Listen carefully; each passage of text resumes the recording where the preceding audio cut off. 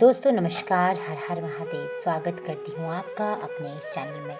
आज आप सुनेंगे सत्यवान और सावित्री की कथा। भद्र देश के एक राजा थे जिनका नाम अश्वपति था। भद्र देश के राजा अश्वपति की कोई संतान न थी। उन्होंने संतान की प्राप्ति के लिए मंत्रोच्चारण के साथ प्रतिदिन 1 लाख आहुतियाँ दी। 18 वर्षों तक यह क्रम जारी रहा। इसके बाद सावित्री देवी ने प्रकट होकर वर दिया कि राजन, तुझे एक तेजस्वी कन्या पैदा होगी। सावित्री देवी की कृपा से जन्म लेने के कारण से कन्या का नाम सावित्री रखा। कन्या बड़ी होकर बेहद रूपवान हुई। योग्य वर न मिलने की वजह से सावित्री के पिता दुखी थे। उन्होंने कन्या को स्वयं वर तलाशने को भेजा। सावित्री तपोवन में भटकने लगी। वहां साल्व देश के राजा धूम्रसेन रहते थे।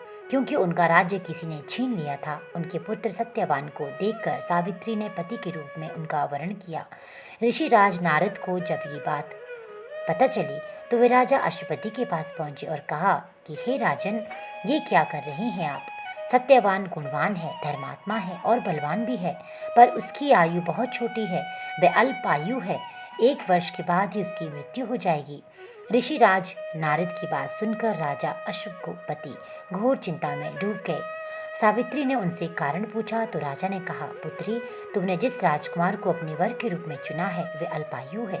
तुम्हें किसी और को अपना जीवन साथी बनाना चाहिए। इस पर सावित्री ने कहा कि पिताजी, आर्य कन्याएं अपने पति का एक बार ही वरण करती हैं।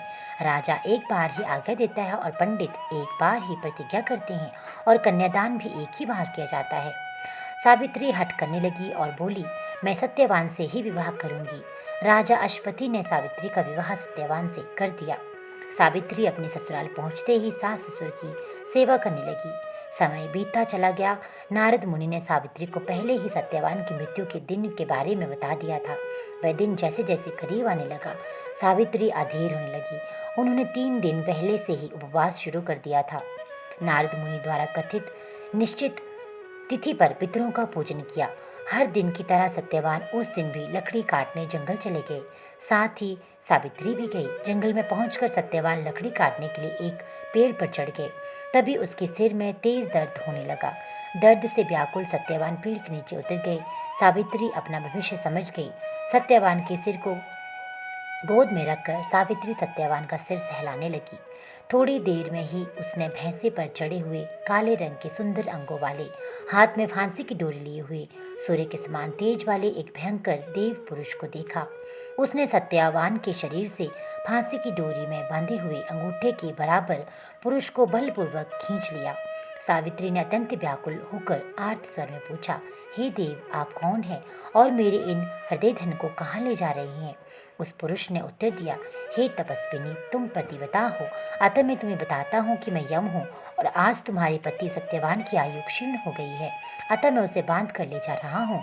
तुम्हारे सतीत्व के तेज के सामने मेरे दूत नहीं आ सके, इसलिए मैं स्वयं आया हूँ। ये कहकर यमराज दक्षिण दिशा की तरफ चल पड़े। सावित्री भी यमराज के पीछे पीछे चलने लगी। यमराज ने सावित्री को समझाने की कोशिश की कि यही विधि का विधान है, लेकिन सावित्री नहीं मानी। सावित्री की निष्ठा और पति परायणता को देखकर यमराज ने सावित्री से कहा कि हे देवी, तुम धन्य हो, तुम मुझसे कोई भी वरदान मांग लो। सावित्री ने कहा कि मेरे सास ससुर बनवासी हैं और अंधे हैं, उन्हें आप दिव्य ज्योति प्रदान करें। यमराज ने कहा, ऐसा ही होगा, जाओ, अब लौट जाओ। लेकिन सावित्री अपने पति सत्यवान के पीछे पीछे चलती रही। यमराज ने कहा, देवी, तुम वापस जाओ। सावित्री ने कहा, भगवान, मुझे अपने पति देव के पीछे पीछे चलने में कोई परेशानी नहीं है। पति के पीछे चलना मेरा कर्तव्य है। ये सुनकर उन्होंने फिर से उसे एक और वर मांगने के लिए कहा।